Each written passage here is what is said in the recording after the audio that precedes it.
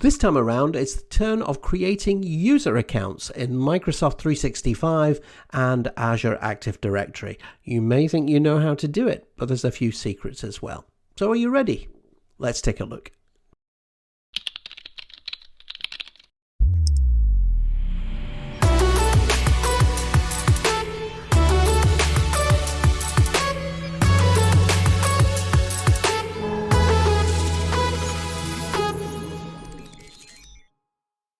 Hi everyone, Andy Malone, Microsoft MVP and Microsoft Certified Trainer.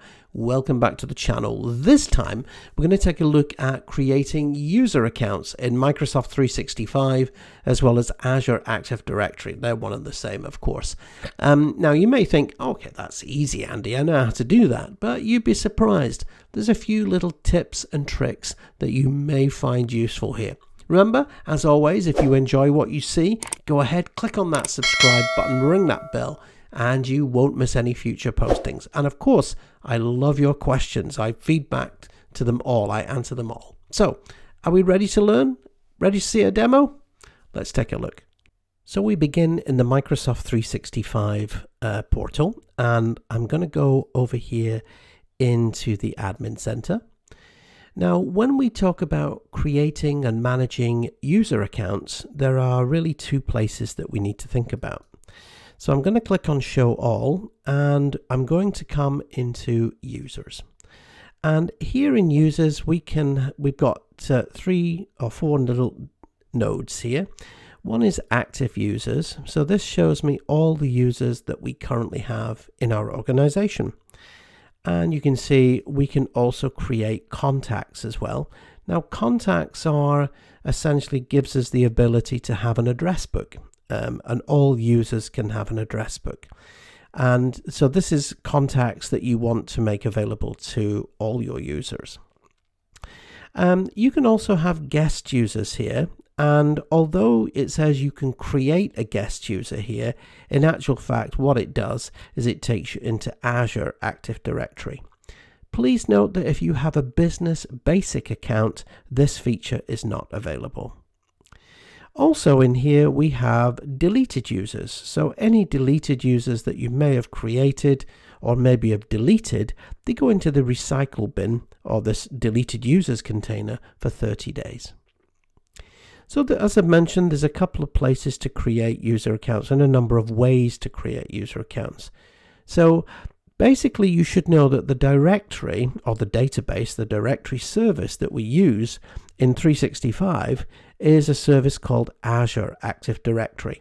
And Azure Active Directory is our central repository of all our user objects, group objects, devices, and so on. And you can see that here, if I click into Azure Active Directory, again, I have a lot more functionality and a lot more nodes here.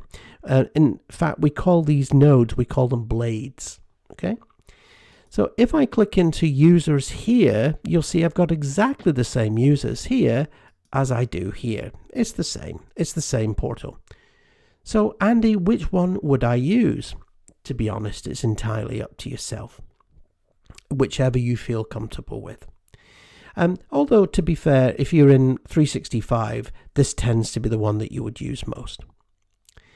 Okay, so what we can see here is you can see I can add a user. I've got user templates. You also have the capability to have multiple users.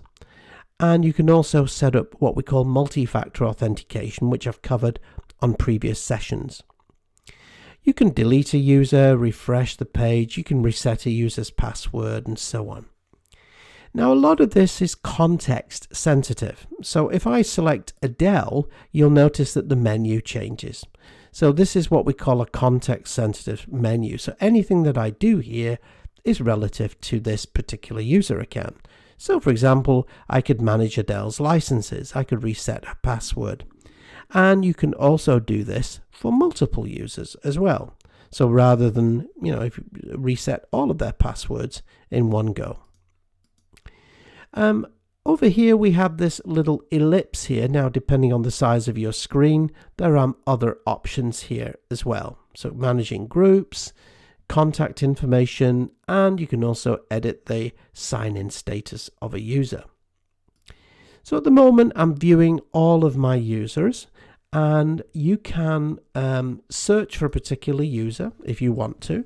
So I can click on, let's say, type in Megan, and if I click into Megan, I can now see Megan's account. So if you've got a very large organization, this can be really useful. So I can just remove that, of course, and then it can just resets everything here. Now, as I said, there's a number of places to manage your users. The other thing that you can also do is you can use the mobile app.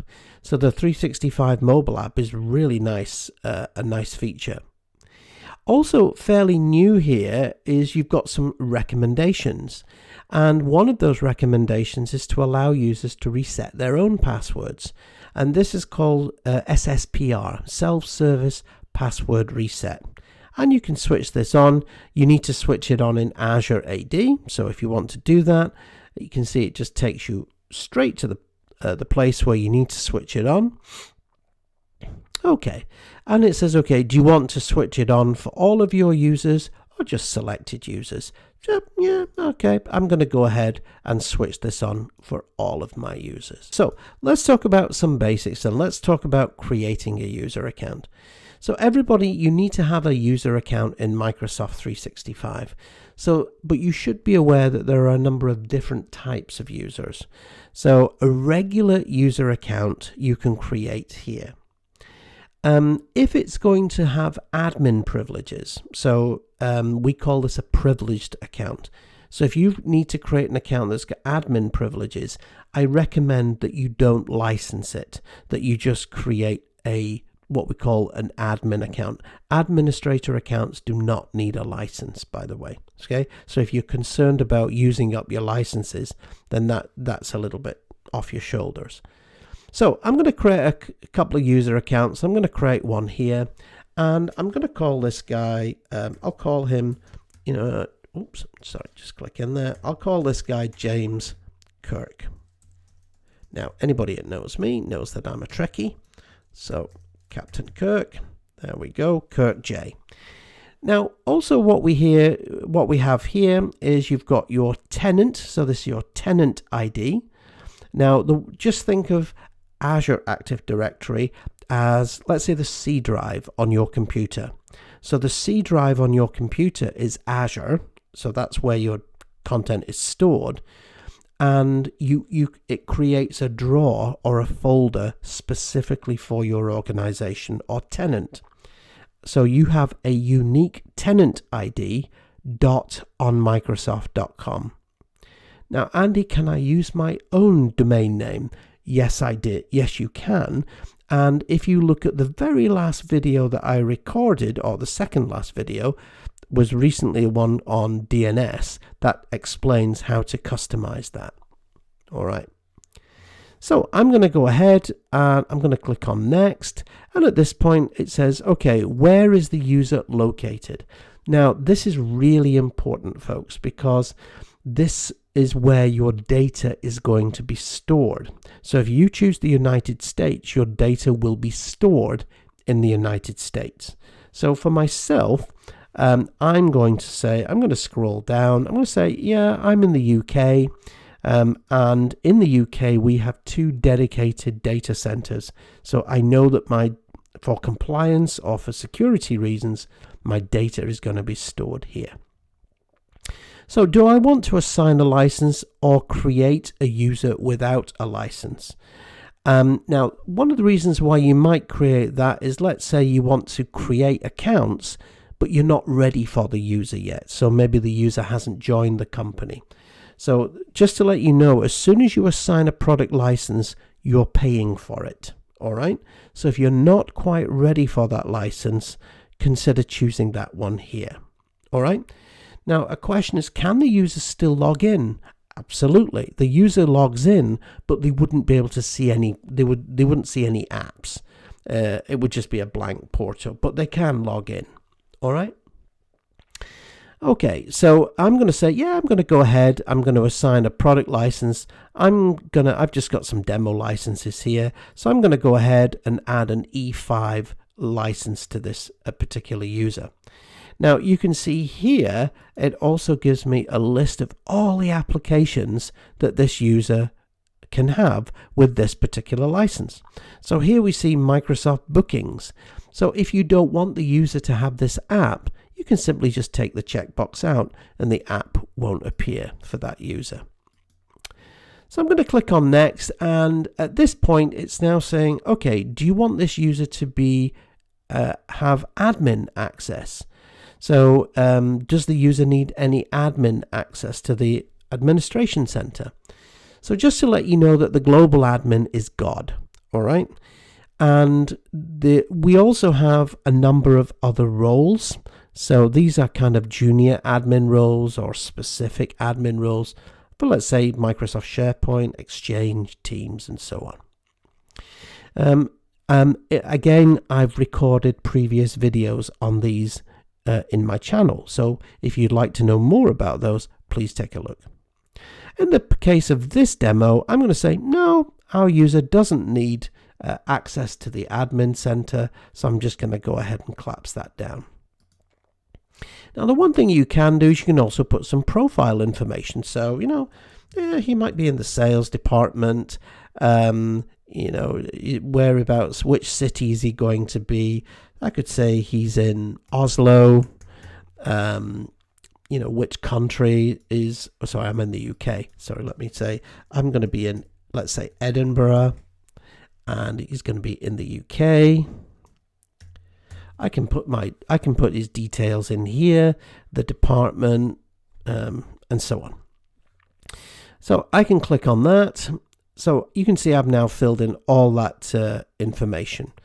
So I click on finish, and at this point it says, hey, you might use this template again. You might use this user account settings again. So I'll say, yeah, okay, that's a great idea. So I'm going to say FTE, full-time employee in the UK office. Okay. So all those settings, all those license settings and parameters that I just put in, they will basically go in there. Make this template available to other admins. So if you don't want it to be available, or if you want it to be available. Now, just be careful here. If you click close, it doesn't save it. So you need to click on save as template. All right. So now that we've finished, you get a quick review, and I'm going to click on close. And if I scroll down here, just refresh this page. So just give a little refresh. And if I just scroll down, there's our user. Here's our user, Captain Kirk. Okay. So looking at the user properties, you've got the user account details here. So everything about the user. So there's the username. You can manage the user's details here. This is quite useful. It shows you the last time the user signed in. So again, there's no sign-ins here. You can also set up an alias email address. So if he's going to a different email address, you could sign them out. This is a new feature. So if they've got current sign-ins and you need to do some maintenance or something, you can sign them out. Do you want this user to be a member of a group? Yeah, sure. I can click onto the list of groups here. I can assign membership to a group, and it gives me a list of all the different groups. So I'm going to say, yeah, I want Captain Kirk to be a member of the sales and marketing group. Okay, so there we go. And I just click on the back button. Okay, and you can see I've got the other details here for the users. You can put in an alternate address. There's the roles. Multi-factor authentication. So do you want to manage multi-factor authentication? Absolutely. So it doesn't do us any harm. So I can go ahead and I can switch this on for this user. And what will happen now is if I just scroll down, let's find Captain Kirk. It's all in alphabetical order. There he is. So I can say, yes, I want to enable multi-factor authentication for Captain Kirk, and he now has 14 days in which to register. And basically what happens is when he logs in, it's going to say, we need some more information. And I can tell you, don't just rely on usernames and passwords. Definitely, and it will prompt you to download the multi-factor authenticator app on your mobile device. And it will cut your hacking attempts, not yours, but the bad guys' hacking attempts by up to 99%. So definitely switch that on. Okay, so at any point you can reset the user's password, and again you can block the sign in if you want to. Okay, let's click on that. So there we go. I've now created a user. So that's one way to create a user. So the other way to create the user is you can also go into the portal here, and you can say new user. But this time you've got the option of, do you want to create a new user in your company, or do you want to invite a guest user? Okay, so guest users could be contractors, could be customers, and basically you can add these people into things like Microsoft Teams, Microsoft 365 groups, and give them access to resources. So that's a really nice feature. In this case, I'm just going to create another user. So in this case, I'm going to call this guy, we've already had Captain Kirk, so I think we should have Jean-Luc. And I'm going to call this guy Jean-Luc Picard. Okay, so let's put in here Jean-Luc.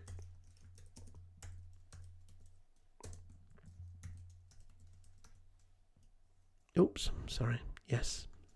So Jean-Luc Picard. So put in here Jean-Luc and Picard. Alrighty. So you can now see, username, let's just say Picard.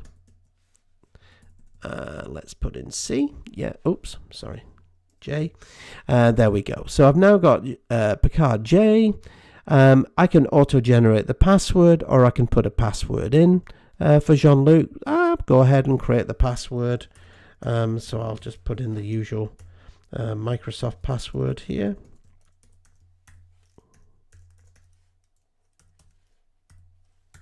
Okay, so I could put in their initial password. Again, do you want to make the user a member of a particular role, so an admin role?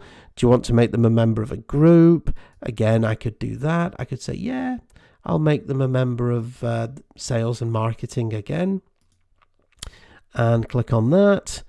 You can also set a usage location for this user. So again, I'm going to say UK. So do we have UK? Yes, we do. There we go. And again, I could put in some information, department, company name, and so on.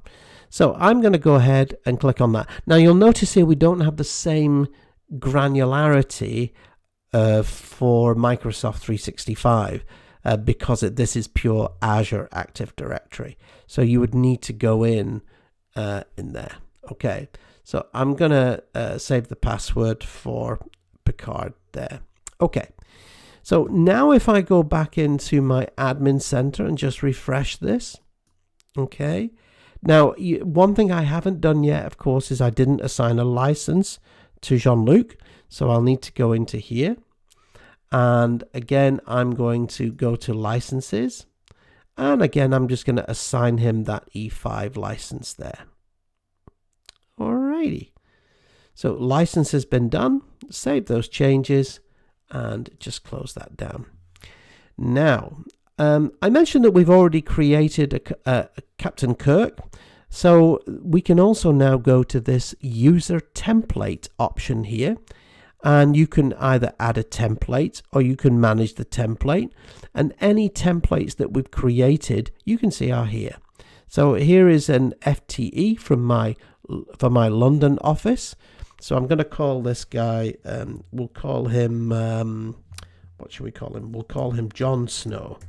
You know nothing, Jon Snow. Right, just pop in there. Snow J. All right. I'm going to auto-generate the password. You can see it's picking up the template, look, the domains, it's assigning him a license. Yeah, so the location is giving him an E5 license.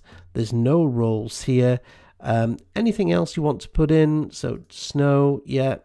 So send an email with the password to the administrator, and that looks pretty good. So I'm just going to add that user in. So now, of course, if I just refresh this page and scroll down, you'll now see that I've got John Snow, and you'll see that he's got an E5 license.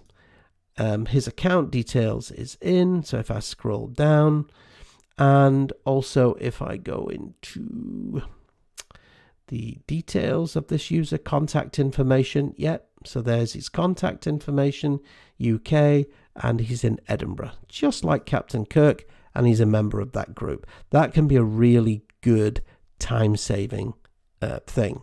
All right. You also have a feature here. By the way, if you wanted to bring in hundreds, thousands of users, is there a quick way to do it? Yes. So you can add in multiple users, and you can use a CSV file, a spreadsheet, okay? And that spreadsheet can be really, really useful, by the way. Okay. And you can just basically have a spreadsheet. It's just a list of your users. One of the nice things is if you want to see what the demo one looks like, so how to lay it out, just download a sample one and have a look. It's really easy. Okay. So that is, as I say, that is that. Okay. So now that we've created our users, we've created some users. The one thing I want to talk about is just expand this out. Andy, what happens if we don't need a user account anymore? So I've got a user here called Lee. So what happens is this user's decided no longer wants to be with the company, going to leave the company. What are your options? Well, you can delete the user. And if you delete the user, it says, okay, what do you want to do?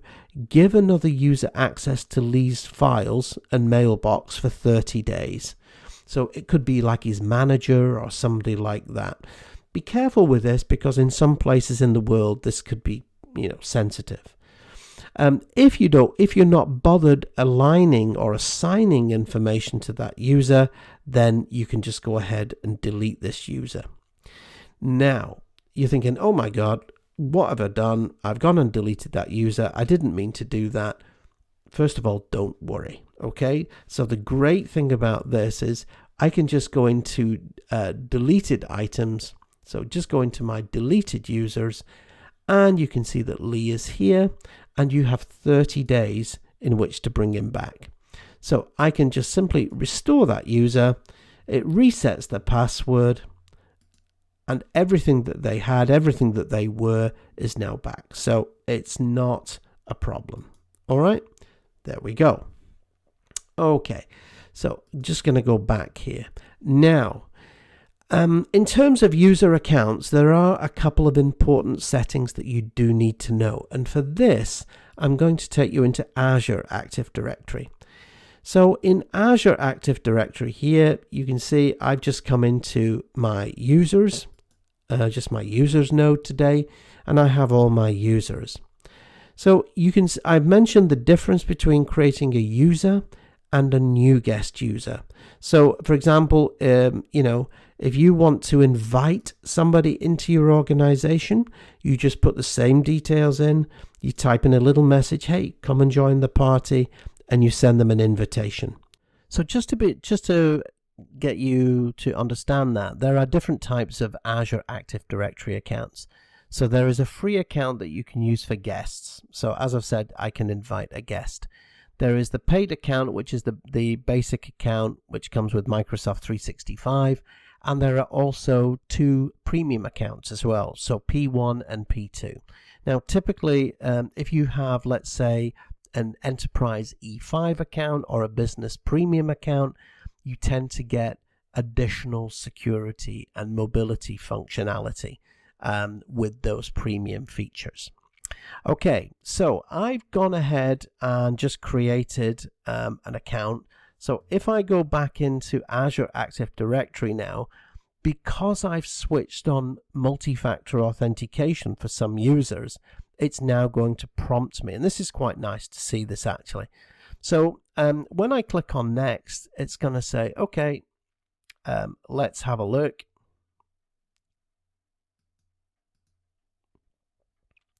And the first thing it's going to say is, okay, you need to get the Microsoft Authenticator app. So the Microsoft Authenticator app, it's a free download from Microsoft. You can download it absolutely free. So again, if you click onto the link, it will help you do that. So first of all, I want to use a different authenticator. So you don't need to use the Microsoft one. So Google do one as well. So I'm going to go ahead and I could just skip the setup. Now you can set up a different method. So for example, you might use a key, some kind of key, or you might use Windows Hello or something like that. Again, I'm going to click on next, and it says, yeah, do you want to go ahead and set the account up? I went, yes, I do. Okay, so on your Authenticator app, you need to click on the plus symbol on your Authenticator app. You will get a QR code, and the QR code, you then choose, yeah, I want to scan my QR code.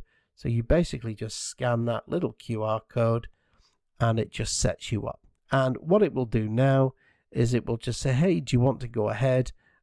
You click on next, and it will then, on your device, it will then say, do you want to approve this sign in? Okay, so yes, I do. So again, there we go.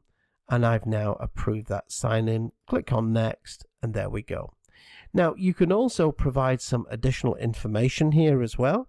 So you can put in a phone number as a back door. You can text a code and things like that if you want to. For the purpose of this demo, I'm going to skip this. And you've got kind of, when you set multi-factor authentication up, you've got about 14 days in order to set that up. But I can tell you, by the way, it will cut your phishing attacks by a huge amount, 90-odd%. So any kind of password hacking, definitely the way to go. So like I said, if I go into Azure Active Directory, again, you've got those two options: create the new guest user, create a regular user. So the other thing, while we're in the user settings, so I'm just coming into the user node here.